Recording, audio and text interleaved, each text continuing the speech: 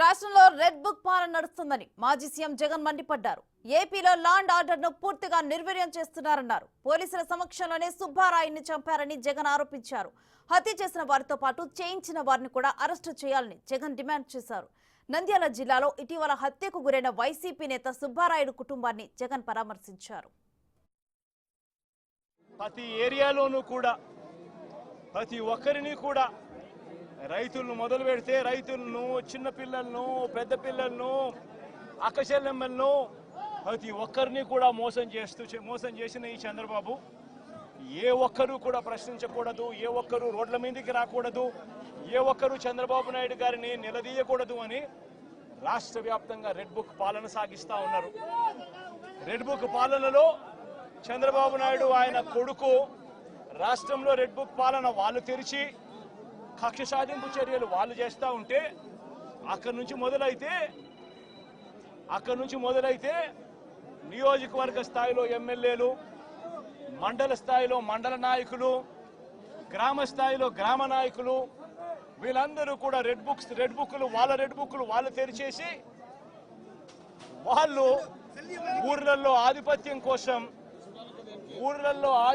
కోసం ఏ రకంగా వ్యవస్థలను భ్రష్టుపట్టిస్తూ పోలీసులను నిస్తేదం చేస్తూ పోలీసుల సమక్షంలోనే ఏ రకంగా లా అండ్ ఆర్డర్ను నాశనం చేస్తా ఉన్న పరిస్థితి.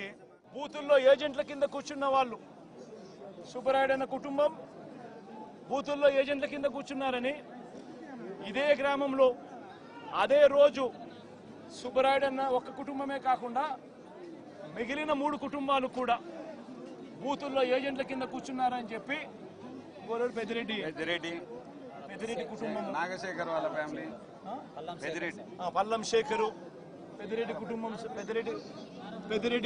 సభ్యులు,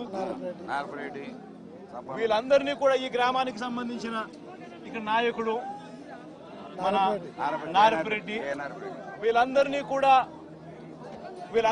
కూడా చంపాలి అని ఏకంగా ఎంత దారుణంగా ఈ గ్రామంలో జరిగిన రాజకీయాలు చూస్తే నిజంగా ఆశ్చర్యం అనిపిస్తుంది. అసలు ఈ గ్రామంలో, ఈ రాష్ట్రంలో లా అండ్ ఆర్డర్ ఉందా లేదా అన్నదానికి ఈ గ్రామంలో జరిగిన ఘటన ఒక ఉదాహరణగా కూడా చరిత్రలో ఎప్పుడు కూడా నిలిచిపోతుంది.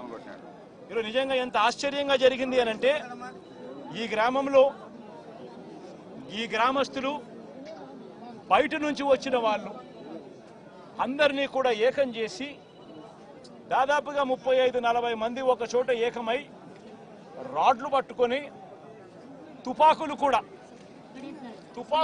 ఉన్నాయి, తుపాకులు కూడా చూపించారు.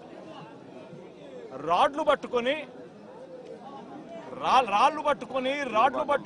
కర్రలు పట్టుకొని కత్తులు పట్టుకొని వాళ్ళు ఈ గ్రామానికి వాళ్ళంతా కూడా ఇక్కడ చేయడానికి, స్వైర విహారం చేయడానికి అందరూ కూడా ఏకమవుతా ఉంటే ఇన్సిడెంట్ జరగనిస్తారు, చంపేస్తారు, భయానక వాతావరణం క్రియేట్ చేస్తారు. ఆ తర్వాత తప్పనిసరి పరిస్థితిలో కేసు పెట్టాల్సిన పరిస్థితి వచ్చినప్పుడు ఆ కేసును ఆ చిన్న ముద్దాయిల దగ్గర, చిన్న మనుషుల దగ్గరనే ఆ కేసు ఆపేస్తా ఉన్నారు. ఆ కేసును అక్కడ ఆపితే ఇటువంటి ఘటనలు ఆగిపోతాయా? చేపించిన వాళ్ళు ఎవరు, చేయించిన వాళ్ళు ఎవరు? ఆ ఎమ్మెల్యేల పేర్లు ఎందుకు రావడం లేదు కేసుల్లోకి? ఎందుకు వాళ్ళను కూడా ముద్దాయిలుగా ఎందుకు చేర్చడం లేదు? ఎప్పుడైతే వాళ్ళను కూడా చేర్చడం మొదలు పెడతామో, ఎప్పుడైతే చేసిన తప్పుకు, ఎందుకు ఇదే ఘటన సుబ్బరాయుడిని చంపినారు. నేను అడుగుతా ఉన్నా, సుబ్బరాయుడిని చంపిన వాళ్ళు అదే శ్రీనివాస్ అనే వ్యక్తి, వీళ్ళు వాళ్ళ కాల్ రికార్డ్స్ చూస్తే వాళ్ళు బుడ్డా రాజశేఖర రెడ్డికి ఫోన్ చేసిండరా? వాళ్ళ తర్వాత చేసిన వాళ్ళకు ఫోన్ చేసిండరా? ఆ కాల్ రికార్డ్స్ చూస్తే సరిపోదా? తెలీదా?